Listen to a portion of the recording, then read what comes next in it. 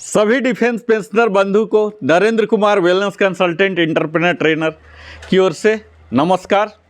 मैं आज आप सबों को स्पर्श की जो विशेष ट्रेनिंग श्रृंखला मैंने प्रारंभ किया है इसमें स्वागत करता हूं। और आज हम बात करेंगे स्पर्श की कई तरह की परेशानी जो आ रही है, विशेषकर बुजुर्ग लोगों को, वो फैमिली पेंशनर को, senior citizen, super senior citizen को, उनको यात्रा, स्पर्श की यात्रा किस तरह से सुगम हो, सहज हो, इसके लिए मेरा भरपूर प्रयास रहता है और मुझे उम्मीद है आप लोग लाभ उठा रहे होंगे। आज मैं एक खास विषय पर बात करने जा रहा हूं और वह है कि अगर आपका माइग्रेशन हो चुका है, इसके बारे में मैंने तमाम वीडियो बनाया कि किस तरह से आपको पता चले माइग्रेशन होने के बाद कौन सी कार्रवाई करना है, सक्सेसफुल लॉगिंग किस तरह से करना है। आज की इस वीडियो में मैं बताने जा रहा हूं कि आपने सक्सेसफुल लॉगिन कर लिया, न्यू पासवर्ड रीसेट कर लिया, क्रिएट कर लिया, याद कर लिया, अब आपको पोस्ट लॉगिन सक्सेसफुल लॉगिन आपने जब कर लिया तो कौन कौन सी कार्रवाई करना। तो उस कार्रवाई में सबसे अहम हिस्सा होता है कि आपको अनिवार्य कुछ डिक्लेरेशन देना, मैंडेटरी डिक्लेरेशन देना है। उसे किस तरह से आगे बढ़ना है ये मैं इस वीडियो में प्रमुखतः कवर करने जा रहा हूं।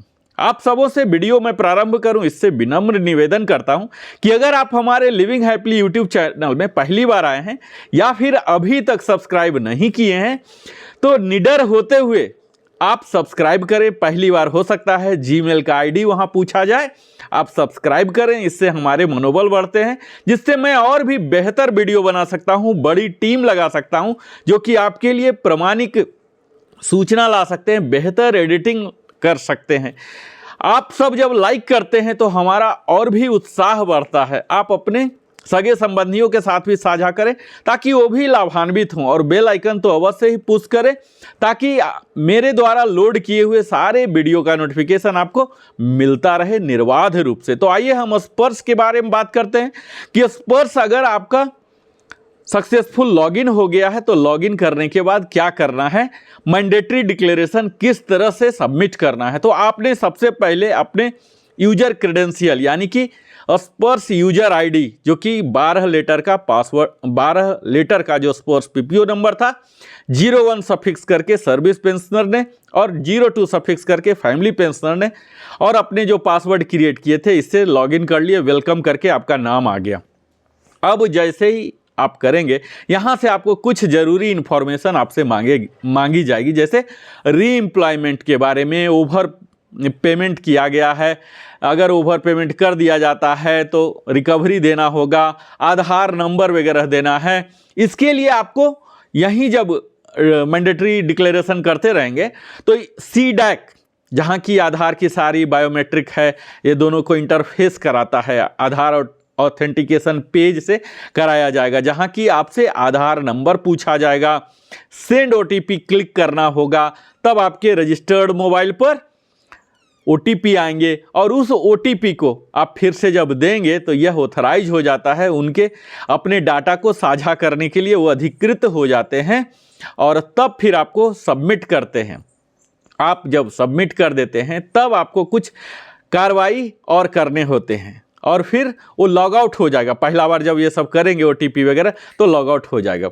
अब अगला बार जब सक्सेसफुल लॉगिन करेंगे वो आधार नंबर वगैरह डाल के, तब आपसे कुछ अहम जानकारियां पर चेक बटन रहेंगे, रेडियो बटन रहेंगे, ये सब क्लिक करना है, जिसके तहत मुख्यतः आपसे एक्नॉलेजमेंट डिक्लेरेशन होते हैं कि आप स्वीकार करते हैं, आपने सारे टर्म एंड कंडीशन को पढ़ लिया। बड़े बड़े से लाइन होते हैं, मुख्यतः उसमें यही होता है कि अगर सिस्टम के कारण या ह्यूमन एरर के कारण या पॉलिसी चेंजेस के कारण किसी वजह से इरोनियसली अगर आपको एक्सेस पेमेंट कर दिया जाता है कभी, या तो एरियर की तरह या रेगुलर पेंशन में, तो यह स्पर्श को अधिकार होता है कि आपसे एक्सेस पेड किया हुआ को रिफंड करा सके, जो कि बैंक में भी लेटर ऑफ अंडरटेकिंग हम देते थे और वहाँ भी बिना दिए हुए हमारा पेंशन प्रारंभ नहीं होता था। इसके साथ ही हम कंसेंट देते हैं कि आधार हम यूज करेंगे एनुअल आइडेंटिफिकेशन, जो हम लाइफ सर्टिफिकेट बोलते हैं,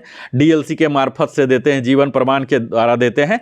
तो इसके दौरान हम ऑथराइज करते हैं स्पर्श को कि आप हमारे बायोमेट्रिक को इस्तेमाल कर सकते हैं। तो इसके लिए भी कंसेंट देना होता है, यही मैंडेटरी डिक्लेरेशन के तहत।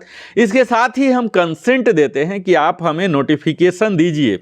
कई लोग को नोटिफिकेशन या डिस्टर्बेंस हो सकता है, इसीलिए स्पर्श पहले ही आपसे कंसेंट ले लेती है कि आप मोबाइल पर और ईमेल आईडी पर चाहते हैं क्या नोटिफिकेशन। तो इसके लिए भी आप अवश्य ही करें, ताकि आपको हर एक्टिविटीज को पता चलते रहे। इसके साथ ही री एम्प्लॉयमेंट, आप पुनः कार्य कहीं कर रहे हैं गवर्नमेंट एजेंसी में, स्टेट गवर्नमेंट, सेंट्रल गवर्नमेंट या पीएसबी में, या बस इतना ही तक काउंट होता है, प्राइवेट वगैरह बिजनेस का काउंट होता नहीं है। तो ये सब के लिए आपको री एम्प्लॉयमेंट डिक्लेरेशन करने होते हैं। फिर टैक्स ऑप्शन भी होते हैं कि न्यू वाले स्कीम में जाना चाहते हैं, ओल्ड वाले में जाना चाहते हैं। इस तरह से कई तरह से डिक्लेरेशन होते हैं जो कि मैंडेटरी हैं। अगर आप नहीं करेंगे तो भविष्य में आपके पेंशन के साथ थोड़ी सी प्रॉब्लम हो सकती है। जैसे आप री एम्प्लॉयमेंट अगर यस कर देते हैं तो आपका DAR, जो डियरनेस रिलीफ होता है, ये कट के ओनली बेसिक पेंशन ही आता है। तो ये सब जो चीज़ है डिक्लेरेशन, इसे सोच समझ के करना है, क्योंकि इसके फाइनेंशियल इम्प्लीकेशन भी आपको आ सकता है। जब आपने लॉगिन कर लिया सक्सेसफुल, ये सब डिक्लेरेशन भी कर लिया, अब आप यहाँ सर्विसेज के कई तरह के फीचर्स हैं जिसमें आप अब इस्तेमाल कर सकते हैं, जिसमें कि प्रमुखतः होते हैं ट्रैक। अगर आपने कोई सर्विस रिक्वेस्ट किया तो इसके ट्रैक कर सकते हैं कि वो अभी पेंडिंग है या प्रोसेस्ड है या कोई ऑब्जर्वेशन है। इसके साथ ही आइडेंटिफिकेशन, जो एनुअल आइडेंटिफिकेशन है, ये आपने कब लास्ट सबमिट किया था, अभी अगला कब ड्यू है, आप अपने प्रोफाइल को देख सकते हैं। प्रोफाइल के तहत आप अपने पर्सनल डिटेल को देख लीजिए, सर्विस डिटेल को देख लीजिए, बैंक डिटेल देख लीजिए, फैमिली डिटेल्स देख लीजिए, ये तमाम इन्फॉर्मेशन यहाँ रहेंगे। इसके साथ ही आप ग्रीवियंसेस भी शिकायत कर सकते हैं। अगर कहीं कोई त्रुटियां हैं तो उस त्रुटियां को दूर करने के लिए सर्विसेज मेनू को भी इस्तेमाल कर सकते हैं। इनकम टैक्स डिक्लेरेशन अगर देना चाहते हैं, आपका होम लोन है, एजुकेशन लोन है, या किसी तरह से LIC का लिए हैं। हमारे एक मित्र पूछ रहे थे कि आप अगले वीडियो में इस चीज़ को बताइए, तो आपको मैं नमस्ते करता हूँ। अपने व्यूअर का नाम तो मुझे याद नहीं आ रहा, लेकिन आप इस वीडियो को देखिए और टैक्स, इनकम टैक्स डिक्लेरेशन के तहत ही दिया हुआ है कि कहाँ कहाँ आप लगा रहे हैं डिक्लेरेशन, ताकि आपको वहाँ से फिर TDS बचेगा। और रिफंड 1 साल इंतजार करना पड़ता कई लोगों को कि TDS में बाद में हम रिफंड करें। तो अगर आप यहाँ इनकम टैक्स डिक्लेरेशन दे देते हैं तो आपका TDS नहीं कटेगा, यानी कि टैक्स की कटौती नहीं की जाएगी। ये आप पर ही पर्सनल लायबिलिटी होती है। फाइनल के टाइम आप किस तरह से रिकंसाइल करते हैं। इसके साथ ही फॉर्म 16 भी ले सकते हैं, जो कि आपको पूरा रिकॉर्ड रहता है, कितना आपको पेमेंट किया गया, कितना टैक्स दिया गया है। इस सब का फॉर्म 16 कई जगह इस्तेमाल होते हैं। लोन लेते हैं तो वहाँ भी दिखाना पड़ जाता है। इसके साथ ही अगर कोई एरर है, त्रुटियां हैं आपके प्रोफाइल में, तो इसे भी आप दूर कर सकते हैं ग्रीवियंसेस देके, ईमेल करके, तरह तरह के। तो जब तक आप पूरा लॉगिन नहीं किए सक्सेसफुल, अपने डैशबोर्ड को देखिए। यहाँ डैशबोर्ड सिस्टम इंट्रोड्यूस किया गया है स्पर्श के द्वारा, जहाँ की आपको वेलकम किया जाएगा। क्या क्या फीचर्स है, पर्सनलाइज आपको सब कुछ मिलेंगे, और आपको सुविधा भी दी जा रही है कि क्या क्या आप अपडेट कर सकते हैं। इसके लिए आप डाटा रिक्वेस्ट कर सकते हैं। अब ये अलग बात है कि कुछ ऑन द स्पॉट हो जाते हैं और कुछ में समय लगते हैं। जैसे आप अगर अपना एड्रेस करना चाहते हैं, हर चीज़ के लिए एक डॉक्यूमेंट, सपोर्टिंग डॉक्यूमेंट आपको अपलोड करना पड़ता है, जो कि आपको PDF फॉर्मेट में तैयार रखना पड़ेगा। PDF या इमेज फॉर्मेट JPG में भी रख सकते हैं। तो आप अपलोड करने के लिए तैयार रहिए। तो कुछ तो इंस्टेंटली सिस्टम के द्वारा ही हो जाता, और कुछ जहाँ की डेट ऑफ बर्थ है, नेम है स्पाउस का, इसमें समय लगते हैं। इसके लिए स्पर्श टीम को, यानी कि सिस्टम को अप्रूवल चाहिए रिकॉर्ड ऑफिस से, या उनके हेडक्वार्टर से डिफेंस सिविलियन के लिए, या PCDA के ही हायर अथॉरिटी उसे वेरीफाई करते हैं अलग डॉक्यूमेंट से, तब करते हैं। तो दो तरह के मुख्यतः होते हैं, कुछ तो आप ऑन द स्पॉट ही कर लेंगे और कुछ के लिए वेरिफिकेशन की ज़रूरत होती है। तो इस तरह से अगर आप सक्सेसफुल लॉगिन कर पा रहे हैं, यानी कि आपने यूजर ID पासवर्ड अपना डायरी में लिख लिया, उससे सक्सेसफुल लॉगिन कर लिया, डिक्लेरेशन दे दिया, मैंडेटरी डिक्लेरेशन सारे, और फिर अपने डैशबोर्ड में सारा देखिए, ट्रैक देखिए कि कोई पेंडिंग हुआ है क्या।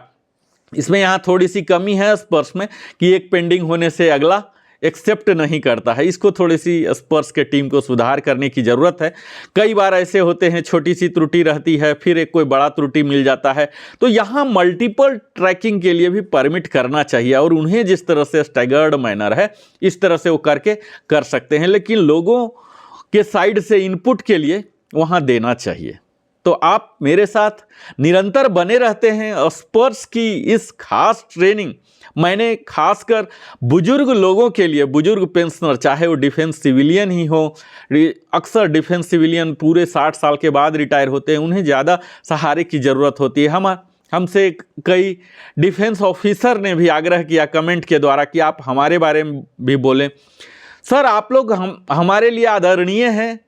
विशेषकर हम आप सबों को धन्यवाद देते हैं कि आप हमारे चैनल पर आते हैं, देखते हैं, उम्मीद लगा के देखते हैं, अपने जीवन का बहुमूल्य समय देते हैं। इसीलिए हम पर भी दायित्व हो जाता है कि जो भी मैं इंफॉर्मेशन दूं रूमर से दूर हो, ऑथेंटिकेटेड हो, और वही मैं आपके सामने लाना चाहता हूं। बहुत बहुत धन्यवाद। आप हमारे लिविंग हैप्पीली में बनते हैं, बने रहते हैं। अगर आपने अभी तक सब्सक्राइब नहीं किया, सब्सक्राइब कीजिए, लाइक कीजिए। और फिर मैं इसी श्रृंखला में एक और विशेष विषय के साथ पुनः प्रस्तुत हो रहा हूं। बहुत बहुत धन्यवाद। जय हिंद सर।